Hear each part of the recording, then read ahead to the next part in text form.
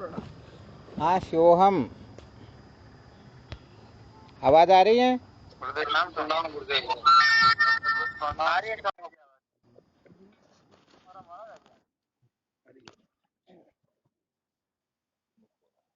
क्या विषय चल रहा था अपना?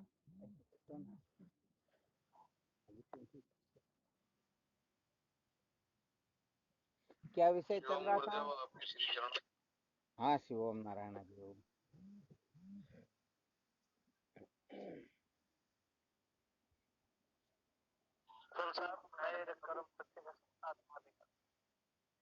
संसार को बनाए रखकर सत्य का साक्षात्कार नहीं किया जा सकता।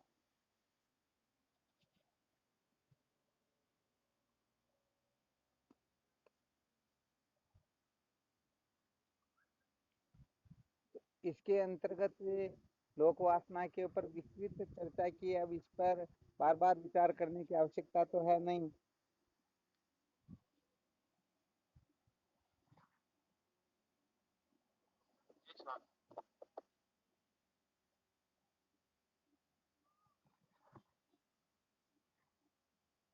लोक वासना को पाने की चेष्टा करने से ही सिद्ध होता है कि हम अपने आप को परिच्छिन्न समझ रहे हैं। क्या समझ रहे हैं?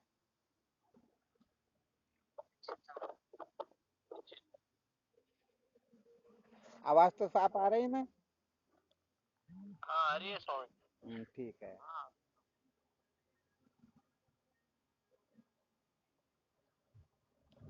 अपने आप को परिच्छिन्न समझने से क्या तात्पर्य है?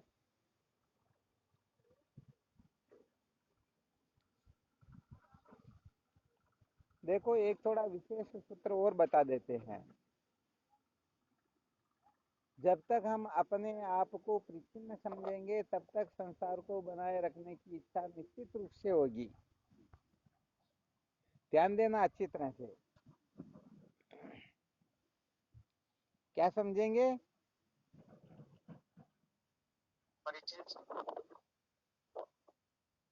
जब तक हम अपने को परिच्छिन्न समझेंगे तब तक कहने का मतलब सुखी होने की भी इच्छा होगी, मृत्यु का भय भी लगेगा, कुछ न कुछ जानना भी चाहेंगे। और जो जीना चाहता हो, जानना चाहता हो, भोगना चाहता हो, फिर उसके लिए संसार को बनाए रखना आवश्यक हो जाया करता। ठीक है ना?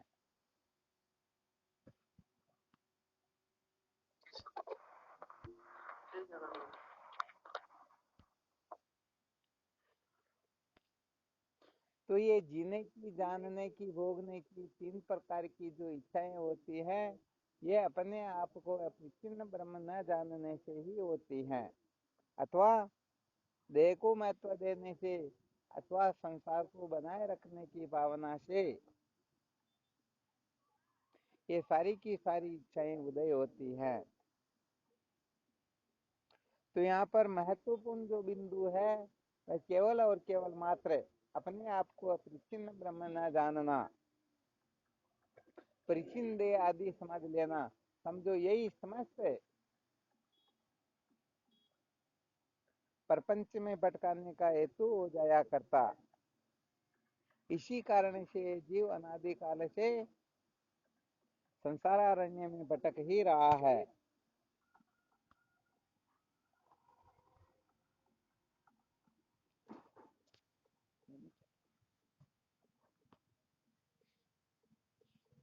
ठीक है ना?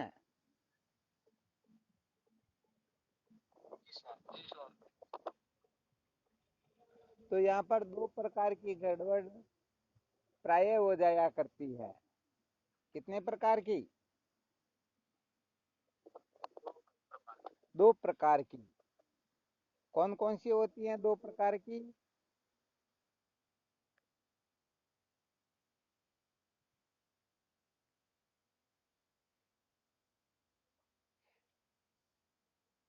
अभी तो बताए आती हाथ।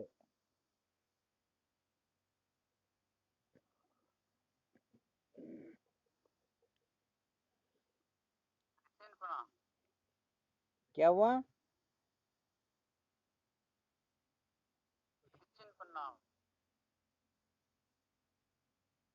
आवाज साफ नहीं आ रही है। आप बताओ कोई भी। दो बात कौन कौन सी थी?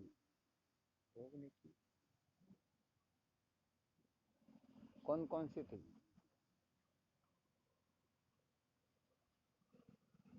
ये ध्यान दे करके जो नहीं सुनते उनका यही हाल होता फिर।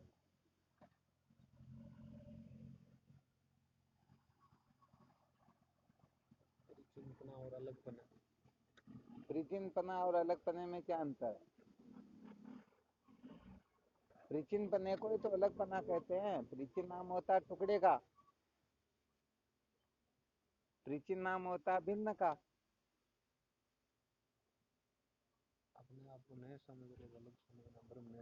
अपने आप को ब्रह्म न जानना और अपने आप को परिचिन देह समझना, केवल मात्र यह ना समझी ही समस्त दुखों का मूल कारण हो जाया करती। अब तो आ गया ध्यान में।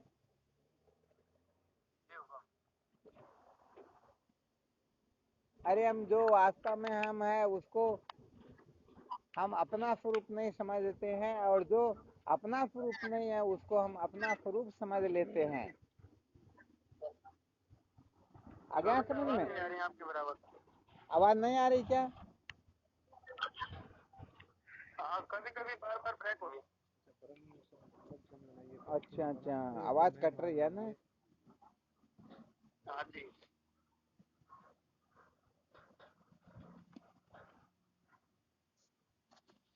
ऑडियो बंद करो तो आपका शब्द हो रहे हो। अच्छा अब आ रही क्या?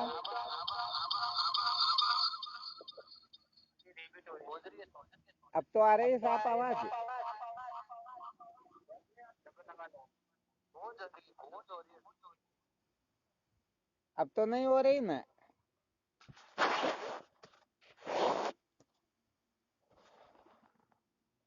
शिवम, अब साफ आवाज आ रही?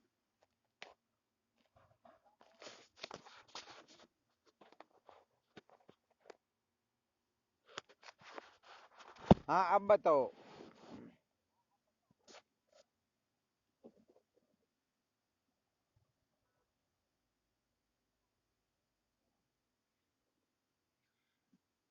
कौन बताएंगे? अध्यास का हेतु क्या है?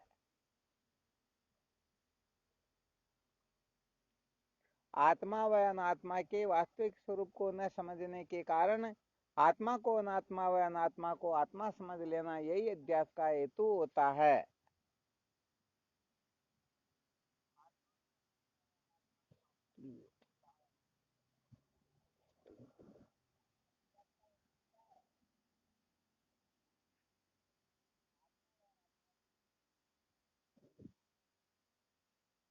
अच्छा अब तो आ रही ना आवाज?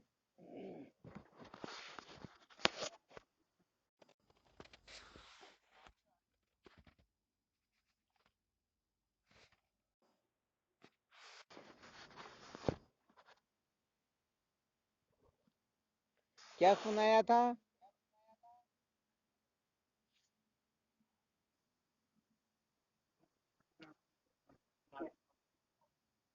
ठीक बात है। अच्छा, आत्मा को अनात्मा व अनात्मा को आत्मा मानना, समझना, निश्चय कर लेना, यही अध्यास का हेतु होता है। यही समस्त दुखों का मूल कारण हो जाया करता।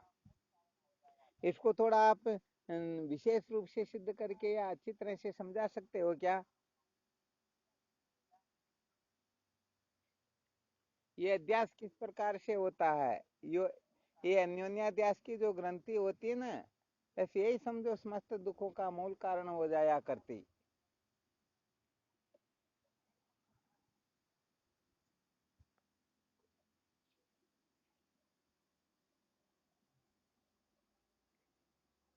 आत्मा और अनात्मा का परस्पर अध्यास कैसे होता है?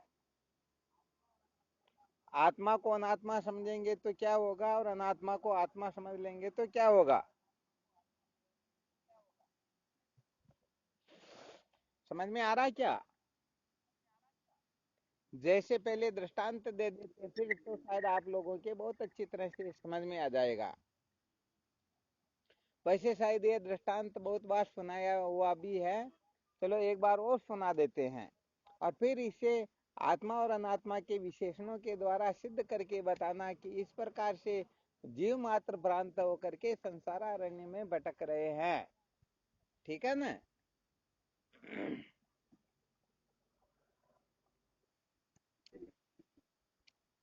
क्या होता है कि एक लोहे के गोले को गर्म किया गया। क्या किया?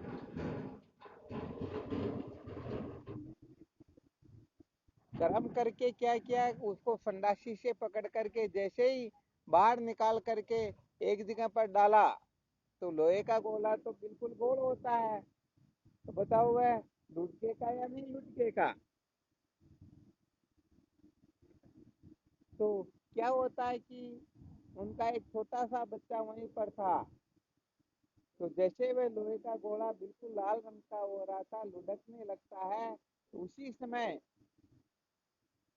छोटा सा बच्चा बोलता है, देखो देखो पिताजी, ये अग्नि जो है ये दौड़ रही है। तो पिताजी ने समझाया, बेटे ये दौड़ने का जो धर्म है ये अग्नि का नहीं है, ये तो लोहे का घोड़ा दौड़ रहा है। अब क्या होता है, वह थोड़ी देर तक लुढ़कते हुए जाता है और आगे कोई कपड़ा रखा हुआ होता है जिसके जाकर के टकरा जाता और उसी समय कपड़ा जलने लगता। तो बच्चे को पहले ही समझ में आ गया था ये लोहे का घोड़ा ये लुढ़क रहा, तो वह उसको पहले अग्नि समझ रहा था, परंतु पिताजी ने बताया तो पिताजी को कहने लगता, देखो देखो पिताजी, ये लोहे का घोड़ा इस कपड़े को जला रहा है। पिताजी ने कहा, नहीं बेटे, लोहे का घोड़ा कपड़े को नहीं जला रहा, ये तो अग्नि जो है वह जला रही है। आ गया समझ में? तो यहाँ पर क्या होता है, वह छोटा सा बच्चा लोहे के गोले को अग्नि समझ रहा था और अग्नि को लोहे का गोला समझ रहा था। जब वह लोहे के गोले को अग्नि समझ रहा था, तब अग्नि में लुढ़कने की भ्रांति हो रही थी। क्या समझ रहा था?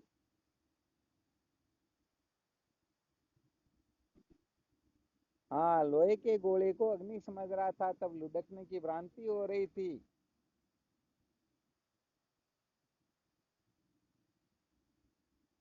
और अग्नि को लोहे का गोला समझ रहा था, तो जलाने की भ्रांति हो रही थी ना। अर्थात वह लोहे के गोले को अग्नि समझ रहा था और अग्नि को लोहे का गोला समझ रहा था। न तो वह अग्नि का और न लोहे के गोले का अलग अलग प्रकार से विवेक कर पा रहा था। तो बताओ इस जगह में छोटा सा बच्चा भ्रांति में है या नहीं है?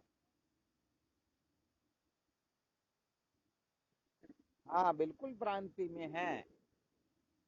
तो यहाँ पर इस दृष्टांत को ध्यान में रखते हुए, जैसे छोटा सा बच्चा अग्नि को लोहे का गोला समझ लेता है और लोहे के गोले को अग्नि समझ लेता है, ऐसे ही इस संसार के अंतर्गत जीव मात्र जो है आत्मा को अनात्मा और अनात्मा को आत्मा समझ लेता है।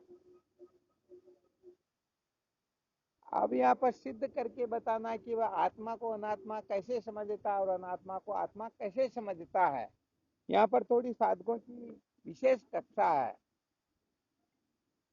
जो विचारवान साधक है वही इस रहस्य को समझा सकेंगे।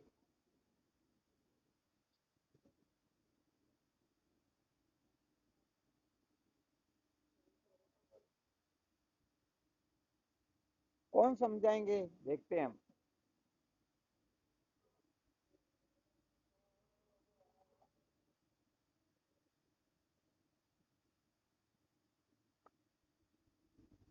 किसी के समझ में आया क्या?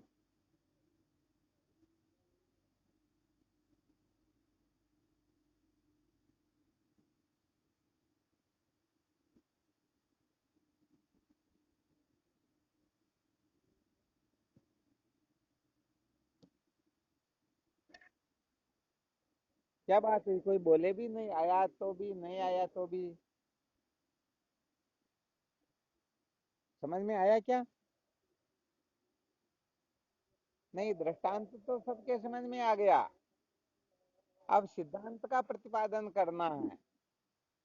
अर्थात पृथ्वी में छोटा सा बच्चा लोहे के गोले को अग्नि समझ रहा था और अग्नि को लोहे का गोला समझ रहा था।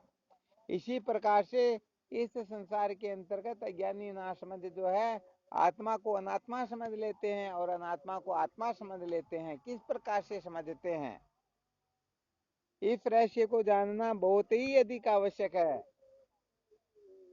हाँ, यदि ये रहस्य समझ में आ जाए तो समझो बहुत सारा गड़बड़ घोटाला दिमाग से निकल जाता है। क्योंकि ये न्यून्याध्यास की जो ग्रंथि होती है, ये न्यून्याध्यास जो है, ये कहने का मतलब सारा का सारा गड़बड़ घोटाला करने वाला है, ये सबसे अधिक भटकाने वाला है।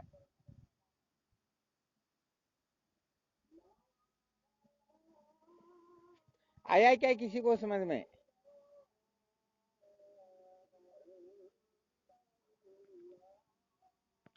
आज नहीं सुनी देता हूँ बोलना। अरे भाई, कह तो दो, नहीं आ रहा तो फिर विचार तो करें। मैं तो सोच रहा हूँ कि सारे बताएंगे।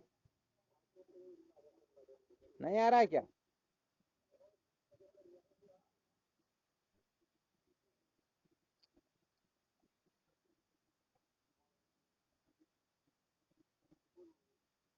क्या बात, बहुत बहुत धन्यवाद। बस रहस्य यही है, परंतु अभी इसको सिद्ध करके बताना। हम आत्मा को अनात्मा कैसे समझ लेते और अनात्मा को आत्मा कैसे समझते हैं?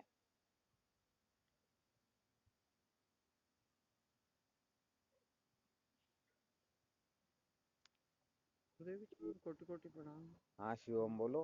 अब गुरुदेव चार विशेषण जो आत्मा के होते हैं, सच्चित आनंद और अद्वैत, क्या बात है। और चार जो विशेषण जो अनात्मा के होते हैं, असत जड़ दुख और अद्वैत। बहुत बहुत अच्छी बात तो है। सच्चित तो इस पे ढक देते हैं इसको, और दो तो विशेषण अनात्मा के इस पे ढक देते हैं, दो अनात्मा के आत्मा उस आत्मा पे ढक क्या देते बात है, बहुत बहुत धन्यवाद। बेरूलाल जी महासाहब ने कमाल कर दिया भाई, आज आश्रम पर ही आए हुए। वैसे देखो होता क्या है,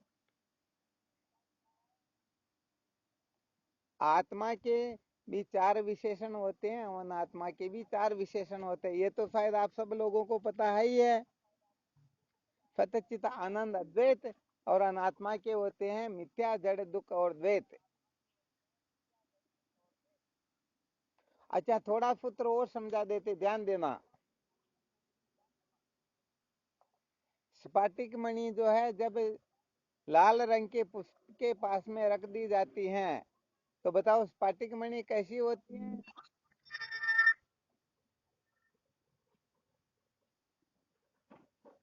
आवाज कम आ रही भाई, क्या बात है, कोई बोल नहीं रहे?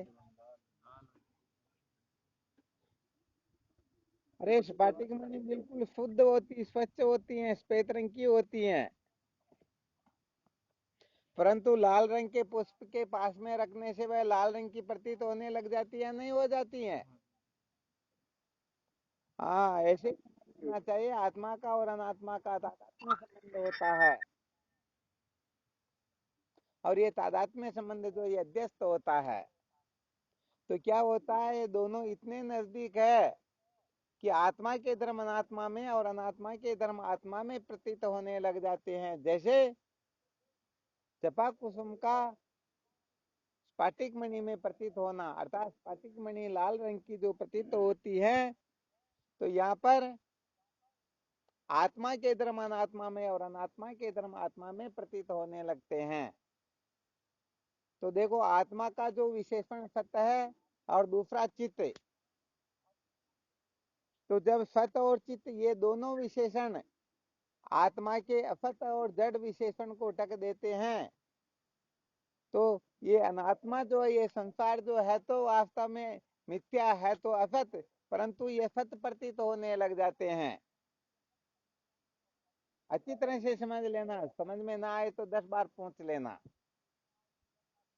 सत विशेषण असत को ढक देने से बताओ, प्रतीति सत की होगी या असत की होगी?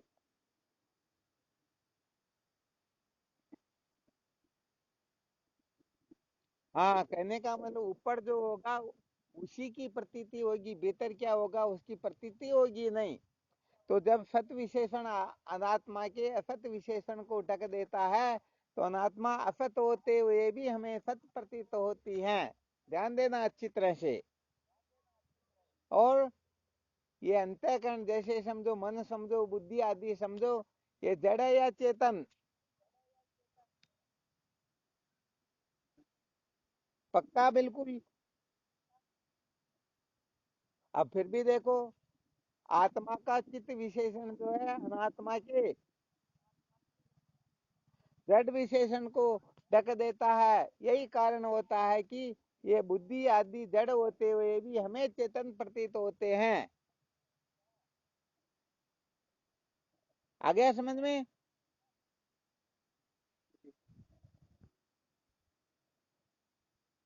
अच्छा, अब उस तरफ से देख लीजिए। ये तो आत्मा के दो विशेषणों ने अनात्मा के दो विशेषणों को ढका। आत्मा के सत विशेषण ने अनात्मा के असत विशेषण को ढका। तो इस संसार में जितने भी हैं, अपने शरीर को, संसार को, सबको सत ही समझते हैं। समझते हैं या नहीं समझते हैं?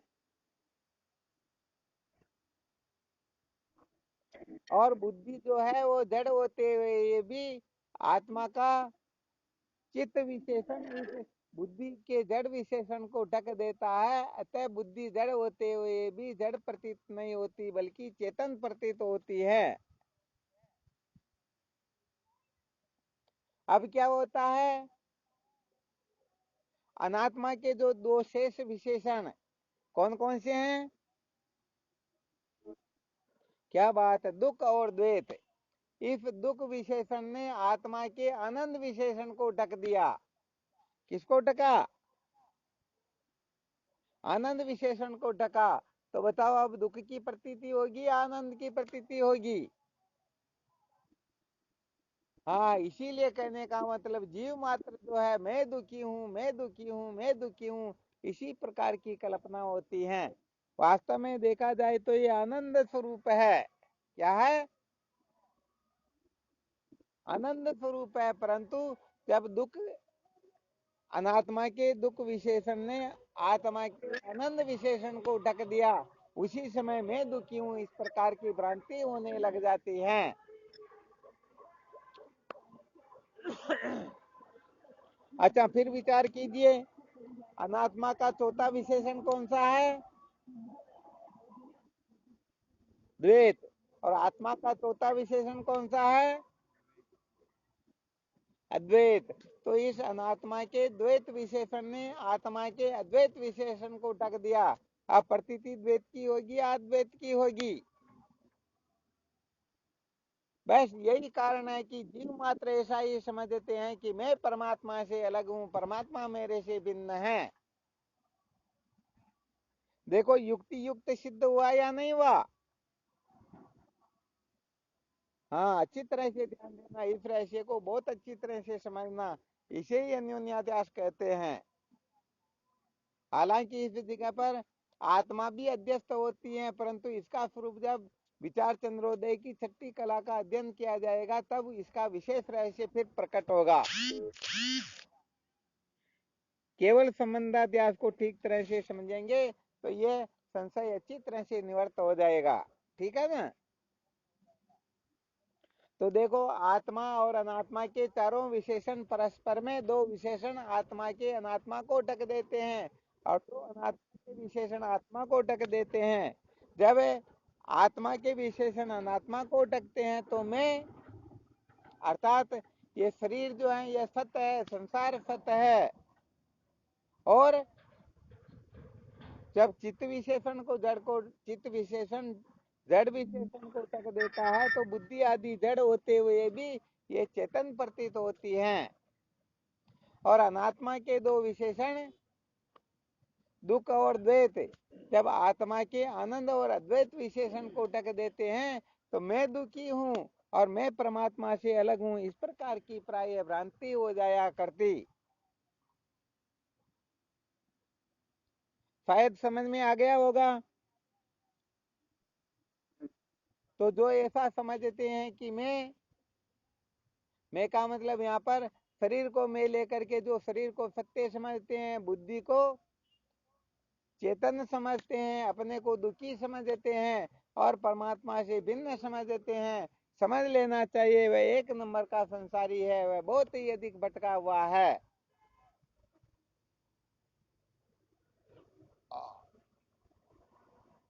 अब क्या करना होगा फिर?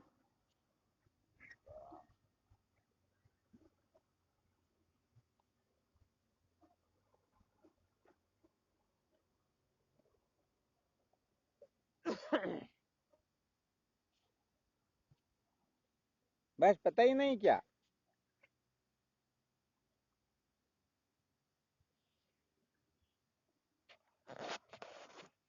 कोई नहीं बोल रहे, क्या चक्कर भाई?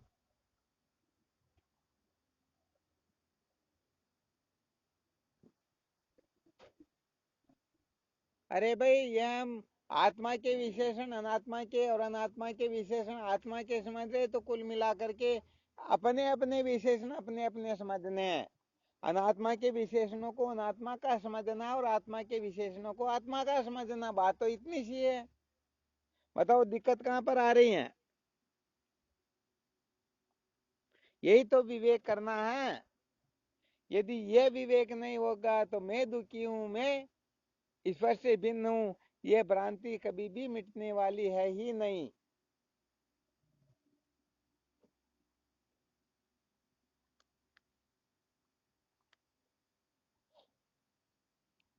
चलो, ये तो अपना थोड़ा प्रसंग चल गया था, इसलिए कहने का मतलब थोड़ा इसका विवेचन कर दिया। वरना वास्तव में इस बात को अच्छी तरह से समझ लो, जो अनात्मा के विशेषणों को आत्मा का और आत्मा के विशेषणों को अनात्मा का समझ रहा है, तो समझो वह निश्चित रूप से संसार को बनाए रखने के चक्कर में ही है।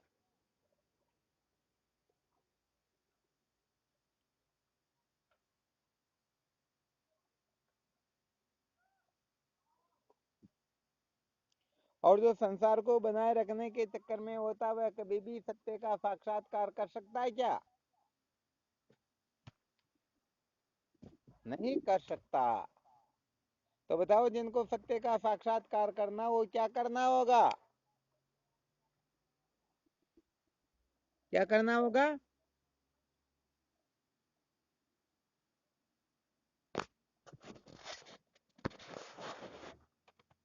वापस बोलो, आवाज नहीं आ रही।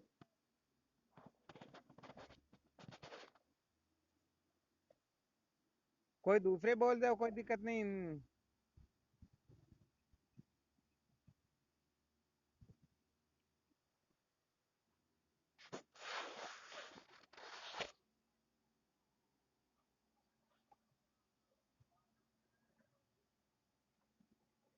ये तो भाई अधूरी बात बताई भैया, ये तो इतनी देर तक सुना है, इसका कोई मतलब नहीं निकला क्या? है?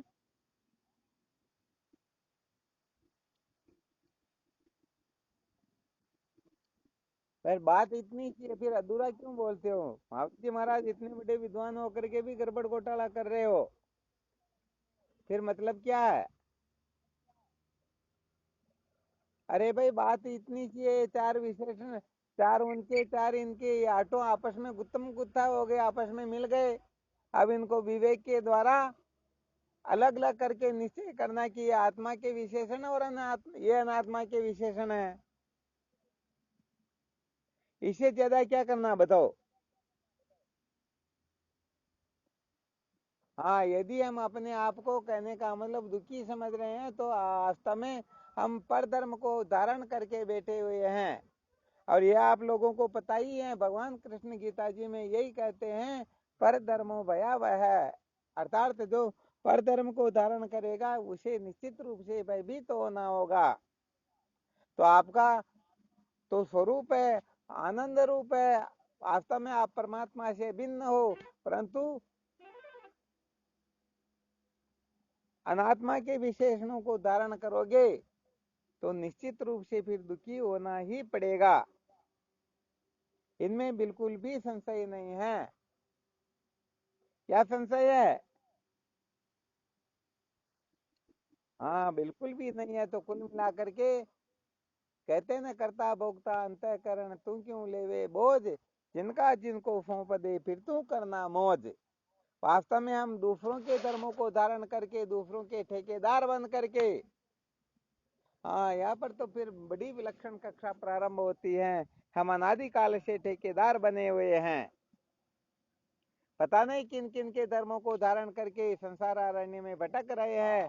इसलिए हमें केवल और केवल मात्र अपने धर्मों को अच्छी तरह से समझना और उन धर्मों को ही धारण करना है। तो ये अनात्म धर्म जो है ये अपने धर्म नहीं है, ये पर धर्म है। अपने धर्म, अपना जो धर्म होता है केवल और केवल मात्र सच्चिद आनंद अद्वैत। तो मैं सच्चिदानंद अद्वितीय ब्रह्म हूँ, इस प्रकार का निश्चय कर लेना, यही तत्व ज्ञान होता है।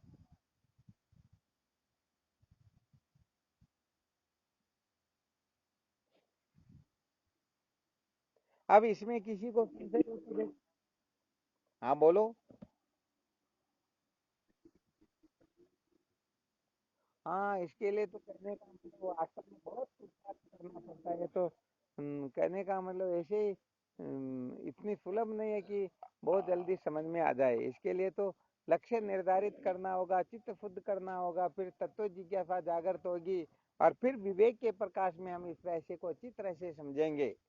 वरना बहुत सारे लोग कह जरूर देंगे हाँ ये आत्मा के धर्म, ये अनात्मा के धर्म, परंतु बात वही होगी जैसे एक दिन पहले बताया था ना, मुख से तो बोले हम सोहम सोम शिवम अहम ब्रह्मास्मि बहुत बार बोल देंगे, परंतु बुद्धि कहेगी देहो अहम। तो बताओ बात ठीक ठीक समझ में आई क्या? नहीं आई ना। हाँ इसलिए इसके लिए तो बहुत काल करिए सत्संगा, बहुत समय तक संतों का संग करेंगे ना, तब बात कुछ कुछ समझ में आएगी।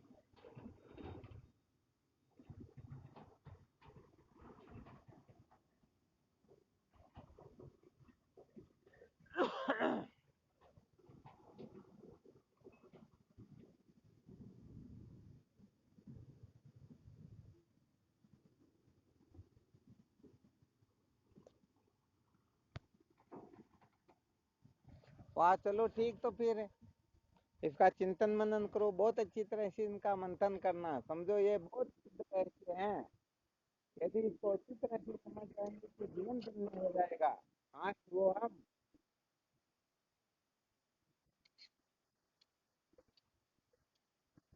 हाँ ये अमर्थ वेदांत का मेरुदंड है। अमर्थ का अच्छी तरह से शोधन के बिना वास्तव में काम करता है कि नहीं? हाँ तब जाके निश्चय होगा, वरना क्या होगा, बात तो हम कर लेंगे परंतु हमारा अहम पता नहीं देह में, इंद्रिय में, प्राण में, मन में, बुद्धि में, सुनने में, कर्ता भोक्ता में कहाँ बैठा रहेगा पता ही नहीं चलेगा। इसीलिए ब्रह्म विद्या के अंतर्गत, ब्रह्म विचार के अंतर्गत पग पग पर श्रोत्रिय ब्रह्मनिष्ठ गुरुदेव की आवश्यकता होती है। वरना साधक, साधक कहने का मतलब कुछ का कुछ समझ करके दोनों तरफ से नष्ट भ्रष्ट हो जाता है। समझ में नहीं आया हो फिर भी समझ में आया हुआ मान लेते हैं। ये तो पक्की बात है, जब मिठाई खाने को मिलती या कहीं भोज पर आमंत्रित होते हो तब अच्छी तरह से ध्यान रखते हैं कि अभी तक पेट में जगह है, थोड़ा और खा लेते हैं, उसमें गड़बड़ नहीं करते हैं। परंतु यदि समझ में भी नहीं आए तो भी देख लेंगे, कौन माथा फोड़ी करे, कह दो समझ में आ गया। इसलिए यहाँ पर ऐसे काम नहीं चलेगा, निश्चित रूप से अपने को अच्छी तरह से समझना होगा, तब जाकर के सचमुच में जीवन धन्य होगा, तब ये जीव कृतार्थ होगा।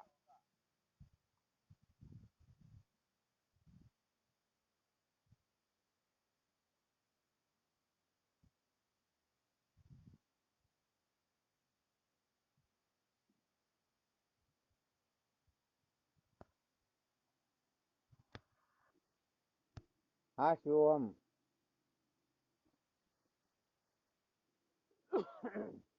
हाँ उपाधि का भेद है वरना एक ही है। हाँ बिल्कुल सुनाई दे रहा। कहने का मतलब उपाधि का किया हुआ भेद होता है, जितना भी होता है ना, सारा का सारा भेद उपाधिकृत होता है। अविद्या की उपाधि से जीव होता है और माया की उपाधि से ईश्वर होता है। जब इन उपाधियों का त्याग कर देते तो परिशेष रूप से आत्मा ही शेष रहता है।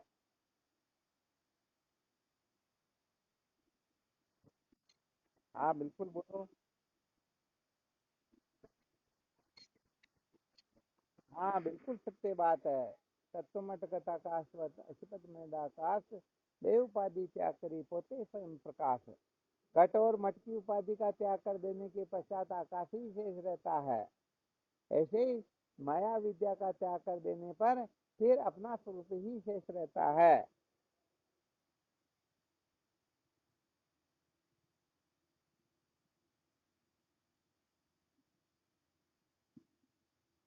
हीरालाल जी आज बहुत लेट जुड़े, गजब कर दिया आज, अच्छा विषय था।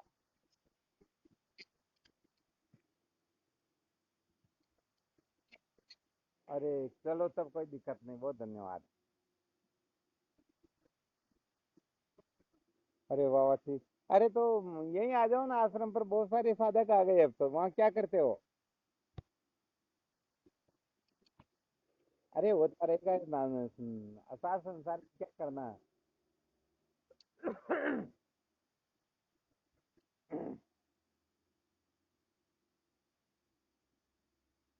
चलो और किसी को कोई शंका हो तो